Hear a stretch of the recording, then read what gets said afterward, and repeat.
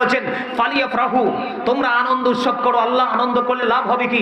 আল্লাহ বলেছেন হুয়া খায়রুম মিম্মা ইয়াজমাউন, এটা তোমার পুঁজি করা সব সম্পদ চাইতে দামি।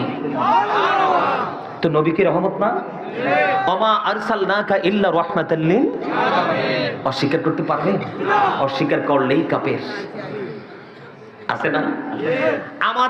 আমাদের নবীকে নূর বললে অনেকেই বলে নবী নাকি মাটি। তারা আসলে কোরআন সম্পর্কে সঠিক জ্ঞান নাই। মানুষ কয়েক রকম ভাবে তৈরি হয়েছে, এর মধ্যে ব্যতিক্রম তো আল্লাহর হাবিব। কারণ মাটির তৈরি একমাত্র আদম ও সফিউল্লাহ, একমাত্র আদম আলাইহিস সালাম মাটির তৈরি। হাওয়াও কিন্তু মাটির না, আদমের পাঁজরের হাড় থেকে তৈরি।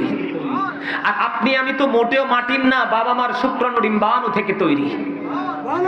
এই বিষয় নিয়ে আলোচনা করলে লম্বা আলোচনা করব। নবীকে নিয়ে যেহেতু বিতর্ক আছে সেই জন্য আপনাদেরকে বলছি।